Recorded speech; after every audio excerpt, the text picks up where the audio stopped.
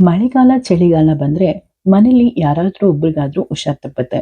ಅಂತ ಟೈಮಲ್ಲಿ ನಮ್ಗೆ ತಟ್ಟಂತ ನೆನಪಾಗೋದು ಯಾವ್ದಾದ್ರೂ ರಸಂ ಮಾಡ್ಕೊಡ್ಬೇಕು, ರಸಂನ ಕುಡಿಬೇಕು ಅಥವಾ ರಸಮಲ್ಲಿ ಅನ್ನ ತಿನ್ಬೇಕು ಅಂತ ಅನಿಸ್ತಾ ಇರುತ್ತೆ. ಅದಕ್ಕೆ ನಾನು ಇವತ್ತಿನ ರೆಸಿಪಿ ಮೆಣಸಿನ ರಸಂನ ಮಾಡಿ ತೋರಿಸ್ತಾ ಇದ್ದೀನಿ. ಇದು ಮಾಡೋದು ತುಂಬಾನೇ ಸುಲಭ, ಹಾಗೆ ರುಚಿ ಕೂಡ ಅದ್ಭುತವಾಗಿರುತ್ತೆ. ಸೊ ಮತ್ತೆ ತಡ ಬನ್ನಿ ಈ ಮೆಣಸಿನ ರಸಂನ ಮಾಡೋದು ಹೇಗೆ ಅಂತ ನೋಡೋಣ. ಮೊದಲಿಗೆ ಒಲೆ ಮೇಲೆ ಒಂದು ಪಾತ್ರೆನ ಇಟ್ಕೊಂಡು ಒಂದ್ 2 ಟೇಬಲ್ ಸ್ಪೂನ್ ಆಗುವಷ್ಟು ಎಣ್ಣೆನ ಹಾಕೊಳ್ಳಿ. ಎಣ್ಣೆ ಸ್ವಲ್ಪ ಚೆನ್ನಾಗಿ ಬಿಸಿ ಆದ್ಮೇಲೆ ಒಂದ್ ಅರ್ಧ ಟೇಬಲ್ ಸ್ಪೂನ್ ಆಗುವಷ್ಟು ಸಾಸಿವೆ ಹಾಗೆ ಜೀರಿಗೆನ ಆಡ್ ಮಾಡ್ಕೊಳ್ಳಿ. ಸಾಸಿವೆ ಜೀರಿಗೆ ಸ್ವಲ್ಪ ಚೆನ್ನಾಗಿ ಚಟಪಟ ಅಂತ ಸಿಡಿದ್ಮೇಲೆ ಒಂದು ಗೆಡ್ಡೆ ಬೆಳ್ಳುಳ್ಳಿನ ಚೆನ್ನಾಗಿ ಜಜ್ಜಿ ಸಿಪ್ಪೆ ತೆಗೆದು ಹಾಕೊಳ್ಳಿ. ಹಾಗೆ ಸ್ವಲ್ಪ ಮೆಣಸಿನಕಾಯಿ ಹಾಗೆ ಕರಿಬೇವಿನ ಸೊಪ್ಪು ಹಾಕೊಂಡು ಚೆನ್ನಾಗಿ ಫ್ರೈ ಮಾಡ್ಕೊಳ್ಳಿ. ನೆಕ್ಸ್ಟ್ ಸಣ್ಣಗೆ ಹೆಚ್ಚಿರುವಂತಹ ಸ್ವಲ್ಪ ಈರುಳ್ಳಿನ ಹಾಕೊಂಡು ಚೆನ್ನಾಗಿ ಫ್ರೈ ಮಾಡ್ಕೋಬೇಕು. ಈರುಳ್ಳಿ ಎಲ್ಲ ಚೆನ್ನಾಗಿ ಬಾಡಬೇಕು, ಅಲ್ಲಿ ತನಕ ಚೆನ್ನಾಗಿ ಫ್ರೈ ಮಾಡ್ಕೋಬೇಕು.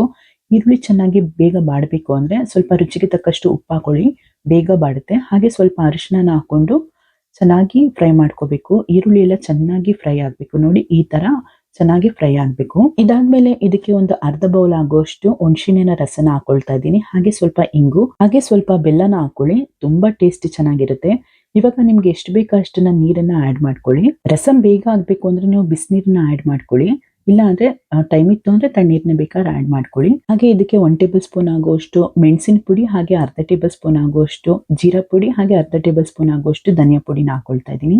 ಇದೆಲ್ಲ ಮನೆಯಲ್ಲೇ ಲೋ ಫ್ಲೇಮ್ ಅಲ್ಲಿ ಹುರಿದು ಪುಡಿ ಮಾಡಿ ಇಟ್ಕೊಂಡಿರುವಂತ ಪುಡಿಗಳು. ಅಂಗಡಿಯಿಂದ ತಂದಿರೋದಾದ್ರೂ ಯೂಸ್ ಮಾಡಿ ಅಥವಾ ಮನೇಲೆ ಮಾಡಿರೋದಾದ್ರೆ ಒಳ್ಳೆ ಪರಿಮಳ ಬರುತ್ತೆ. ಇದನ್ನೆಲ್ಲ ಹಾಕೊಂಡು ಒಂದ್ 5 ನಿಮಿಷ ಚೆನ್ನಾಗಿ ಕುದಿಸ್ಕೊಳ್ಳಿ. ಕೊನೆಯಲ್ಲಿ ಇದಕ್ಕೆ ಸ್ವಲ್ಪ ಕೊಬ್ಬರಿ ಹಾಗೆ ಕೊತ್ತಂಬರಿ ಸೊಪ್ಪನ್ನ ಹಾಕೊಂಡು ಮತ್ತಿನ್ನೊಂದ್ 2 ನಿಮಿಷಗಳ ಕಾಲ ಕುದಿಸ್ಕೊಂಡ್ರೆ ಸಾಕು. ಆ ಕೊಬ್ಬರಿ ಎಲ್ಲ ಸಾಫ್ಟ್ ಆಗುತ್ತೆ, ತುಂಬಾನೇ ಚೆನ್ನಾಗಿರುತ್ತೆ. ಇಲ್ಲಿ ಹಾಕಿರೋ ಎಲ್ಲಾ ಐಟಮ್ಗಳು ಬೆಳ್ಳುಳ್ಳಿ ಆಗಿರ್ಬೋದು, ಮೆಣಸಾಗಿರ್ಬೋದು, ಜೀರಿಗೆ ಆಗಿರ್ಬೋದು, ಬೆಲ್ಲ ಆಗಿರ್ಬೋದು ಜ್ವರಕ್ಕೆ ತುಂಬಾನೇ ಒಳ್ಳೇದು ಅಂತಾನೆ ಹೇಳ್ಬೋದು.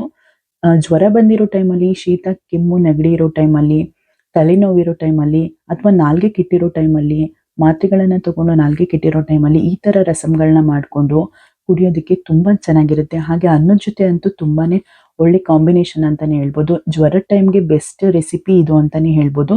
ನೋಡಿದ್ರಲ್ಲ ಎಷ್ಟು ಈಸಿಯಾಗಿ ಮಾಡ್ಬೋದು ಅಂತ. ಸೊ ಮತ್ತೆ ತಡ ನೀವು ಕೂಡ ಒಂದ್ಸಲಿ ಟ್ರೈ ಮಾಡಿ ರುಚಿ ಹೇಗಿತ್ತು ಅಂತ ಕಮೆಂಟ್ ನಲ್ಲಿ ನನಗೆ ತಿಳಿಸೋದನ್ನ ಮರಿಬೇಡಿ. ಹಾಗೇನೆ ಬಿಸಿ ಬಿಸಿ ಅನ್ನನ ನಾನು ಸರ್ವ್ ಮಾಡಿಕೊಂಡು ಮಾಡಿಟ್ಕೊಂಡಿರುವಂತಹ ರಸಂನ ಹಾಕೊಂಡಿದ್ದೀನಿ, ಸರ್ವ್ ಮಾಡ್ಕೊಂಡಿದ್ದೀನಿ. ನೋಡ್ತಾ ಇದ್ರೇನೆ ತಿನ್ಬೇಕು ಅನ್ಸುತ್ತೆ. ಜ್ವರ ಇರೋ ಟೈಮಲ್ಲಿ ಇದೇ ಬೆಸ್ಟ್ ರೆಸಿಪಿ ಅಂತಾನೆ ಹೇಳ್ಬೋದು. ಓಕೆ, ನಾನು ಮುಂದಿನ ವಿಡಿಯೋದಲ್ಲಿ ನಿಮ್ಗೆ ಮತ್ತೆ ಸಿಗ್ತೀನಿ. ಇಷ್ಟೊತ್ತು ವಿಡಿಯೋ ನೋಡಿದ್ದಕ್ಕೆ ಎಲ್ರಿಗೂ ತುಂಬಾನೇ ಧನ್ಯವಾದಗಳು. ವಿಡಿಯೋ ಇಷ್ಟ ಆಗಿದ್ರೆ ಪ್ಲೀಸ್ ಲೈಕ್ ಮಾಡಿ, ಶೇರ್ ಮಾಡಿ ಹಾಗೆ ಕಮೆಂಟ್ ಮಾಡಿ. ಸಬ್ಸ್ಕ್ರೈಬ್ ಆಗೋದಂತೂ ಮರಿಬೇಡಿ. ಪಕ್ಕದಲ್ಲಿರುವಂತಹ ಬೆಲ್ ಐಕನ್ನ ಪ್ರೆಸ್ ಮಾಡಿ ನಾನು ಮುಂದೆ ಹಾಕೋ ಎಲ್ಲಾ ವಿಡಿಯೋಗಳ ನೋಟಿಫಿಕೇಶನ್ ನಿಮಗೆ ಬಂದು ತಲುಪುತ್ತೆ. ಬಾಯ್.